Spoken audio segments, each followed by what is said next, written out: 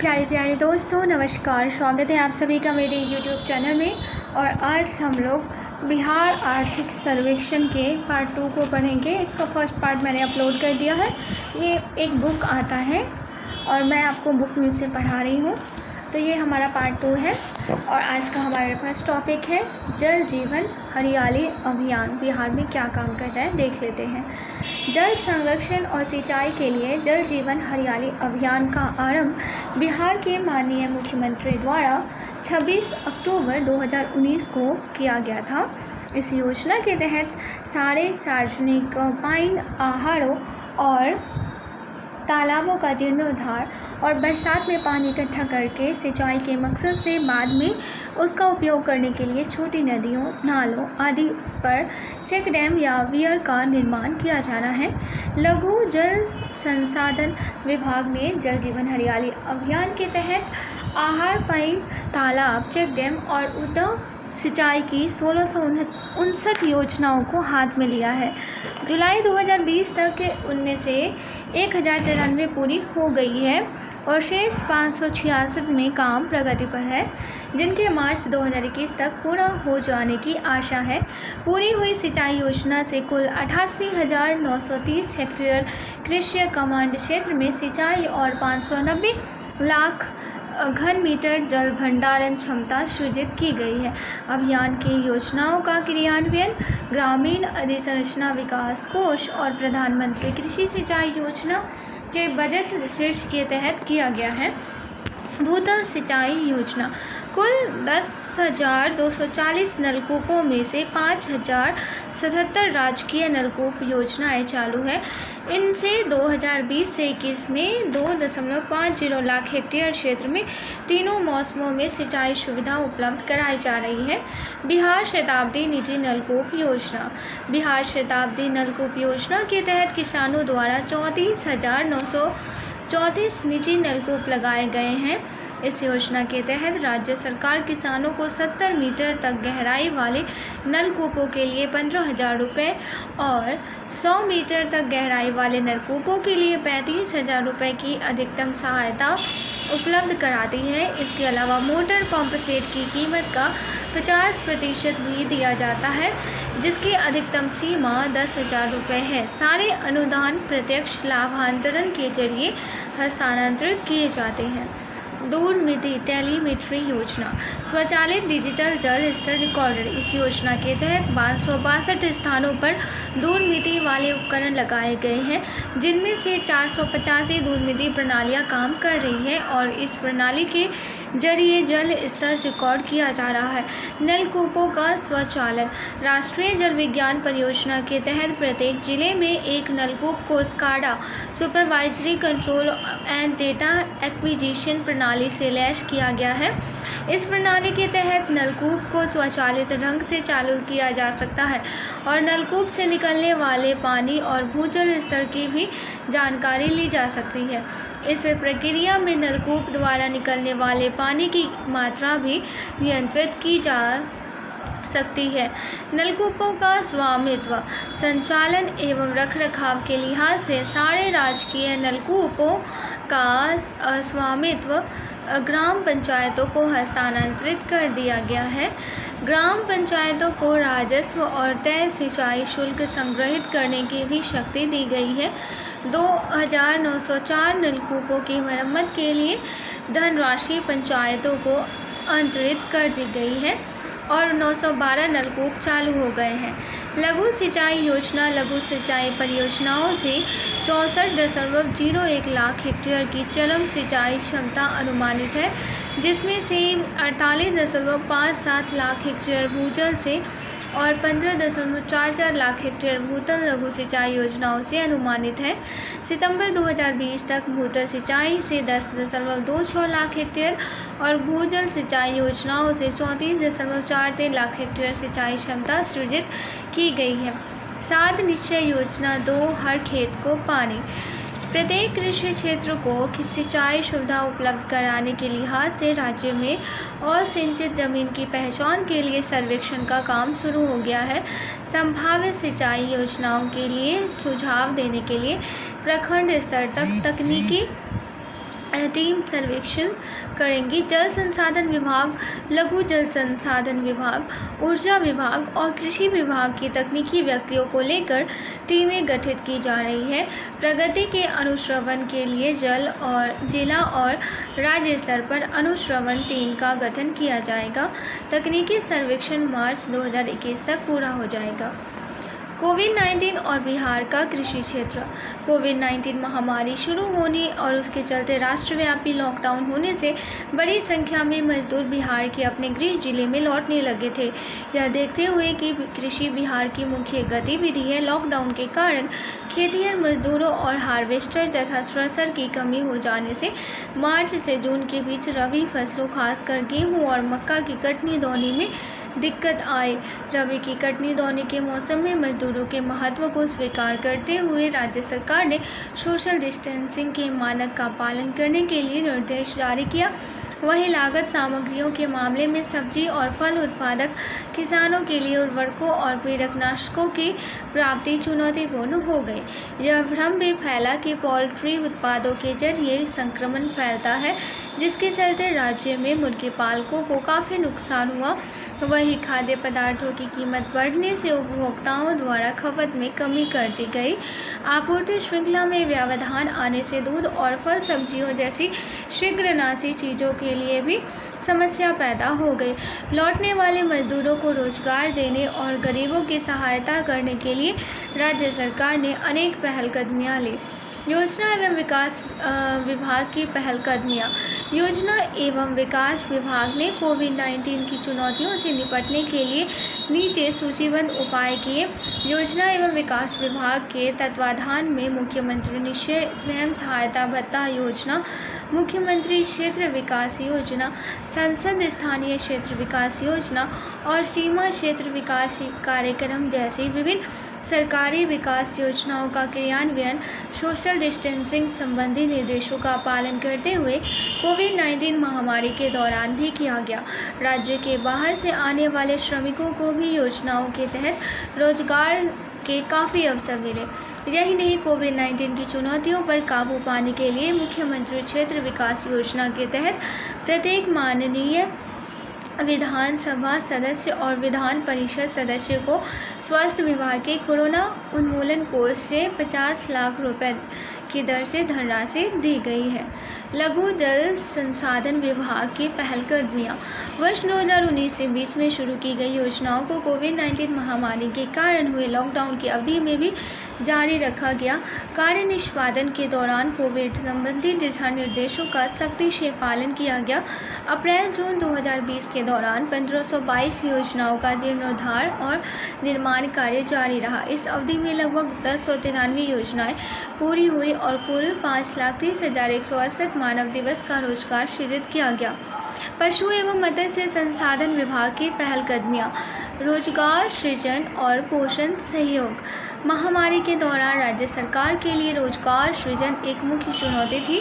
व्यावसायिक और औद्योगिक प्रतिष्ठानों के बंद होने के चलते देश के अनेक राज्यों से श्रमिक बिहार लौट आए थे। पशु एवं मत्स्य संसाधन विभाग ने उनके लिए रोजगार सृजन के लिहाज से योजनाएं स्वीकृत की है, जिनका लक्ष्य छोटे पशु और मुर्गियां पालने के जरिए ग्रामीण गरीबों की जीविका में सहयोग देना है। रोजगार सृजन से संबंधित मुख्य योजनाएं निम्नलिखित हैं। जीविका के जरिए बच्चे देने वाली 3 बकरियों की इकाई का मुफ्त वितरण। जीविका द्वारा चुने गए परिवारों को बच्चे देने वाली 3 बकरियों की इकाई मुफ्त वितरित की जाती है। बच्चे देने वाली 3 बकरियों की इकाई की अनुमानित कीमत 12,000 रुपये होती है। इसके तहत 12,883 परिवारों को लाभान्वित करने के लिए जीविका को 1546.03 लाख रुपए उपलब्ध कराए गए हैं। जीविका के जरिए सब्सिडी शुदा दर पर चूजों का वितरण। जीविका द्वारा चुने गए परिवारों को प्रति परिवार 45 चूजे 10 रुपये प्रति मुर्गी की सब्सिडी शुदा दर पर कम लागत में तैयार होने वाली 28 दिन उम्र वाली मुर्गियों का वितरण किया गया। इसके तहत 59,245 परिवारों को लाभान्वित करने के लिए जीविका को 2,562.06 लाख रुपए उपलब्ध कराए गए। इस योजनाओं से ग्रामीण गरीब परिवारों की वित्तीय और पोषण संबंधी सहायता सुनिश्चित हुई।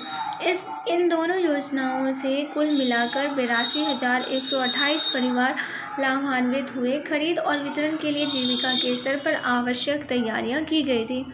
व्यापक जन जागरूकता अभियान। लॉकडाउन के आरंभिक दौर में लोगों ने इस भ्रम के चलते मांस, अंडे, मछली आदि पशुधन उत्पादों को खाना बंद कर दिया था कि पशु उत्पाद खाने से कोविड-19 का संक्रमण हो सकता है। यह भ्रम उन लोगों में फैला जो कठिन स्थिति में विभिन्न स्तरों पर पशु पालने और उनकी बिक्री से जुड़े हुए थे।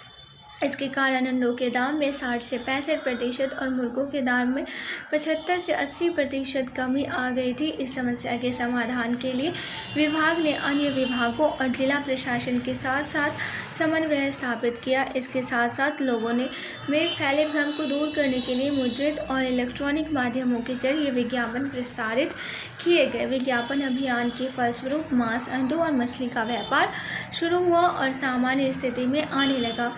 पशुपालकों और उनके पशुधन की देखरेख। लॉकडाउन के आरंभिक दौर में मुर्गी दाना, पशु आहार तथा चारा की बिक्री करने वाले सारे व्यावसायिक प्रतिष्ठान और परिवहन सुविधाएं बंद हो गए थे, जिसके कारण मुर्गी और पशुपालकों को बहुत परेशानी का सामना करना पड़ा। पशु आहार और चारा की सुगम आपूर्ति के लिए विभाग ने इस सुविधाओं को चालू कराने के लिए पहलकदमी ली। असहाय जीवों की देखरेख। लॉकडाउन के आरंभिक दौर में सारे जलपान गृह, मंदिर और अन्य प्रतिष्ठान बंद थे, जो अनाथ और असहाय पशुओं के लिए भोजन के स्रोत थे। इस गंभीर स्थिति को ध्यान में रखकर विभाग ने बेचारे जीवों की जान बचाने के लिए पहलकदमियां ली और उन्हें खाना तथा चारा उपलब्ध कराना शुरू किया। मानव संसाधन प्रबंधन। महामारी के दौरान विभाग के लिए काम करने वाले मानव संसाधनों की सुरक्षा के संबंध में विभाग ने पर्याप्त ध्यान रखा है। ब्रूसिलोसिस टीकाकरण और ईयर ट्रेनिंग कार्यक्रम के दौरान केंद्र राज्य सरकार द्वारा अनुशंसित सोशल डिस्टेंसिंग, व्यक्तिगत साफ सफाई और पालन किए जाने वाले अन्य प्रोटोकॉल के समय समय पर पालन मामले में आवश्यक दिशा निर्देश जारी किए गए। जिला और प्रखंड स्तर पर इसका अनुश्रवण भी किया जा रहा था। मत्स्य पालन निदेशालय की पहलकदमियां। कोविड-19 महामारी की चुनौतियों का सामना करने के लिए विभाग ने निम्नलिखित पहलकदमियां ली। विभाग ने मछली और सहवर्ती उत्पादों के परिवहन की अनुमति देने के लिहाज से संबंधित अधिकारियों के लिए सचिव और निदेशक स्तर पर सलाह संबंधी सेवाओं की शुरुआत की। मछली और सहवर्ती उत्पाद उपलब्ध कराने के संबंध में वेबसाइटों और सोशल मीडिया जैसे फेसबुक के माध्यम से आपूर्तिकर्ताओं में जागरूकता पैदा की गई।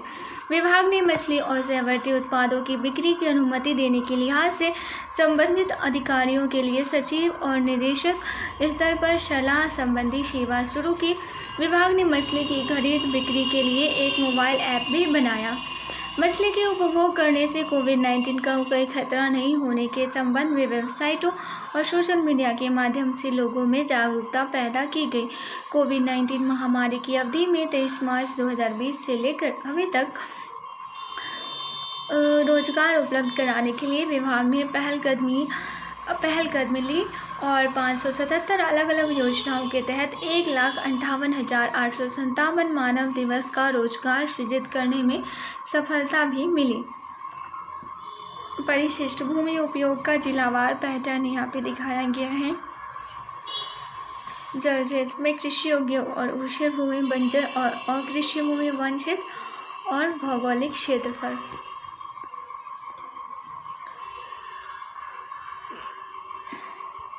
यहाँ पे डेटा उपलब्ध कराया गया है।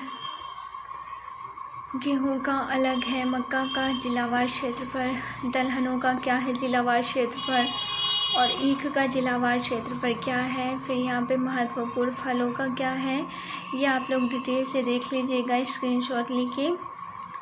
मैं यहाँ पे एक एक डेटा आप लोगों को नहीं बता सकती, बहुत हैवी हो जाएगा। और ये महत्वपूर्ण सब्जियों का जिलावार पैटर्न दिखाया गया है। अगर आपको पढ़ना हो तो आप स्क्रीनशॉट लेके इसको पढ़ सकते हैं। पशुधन संबंधी सेवाएं क्या हैं, फिर यहाँ पे है मछली और मत्स्य बीज का जिलावार वितरण बताया गया है।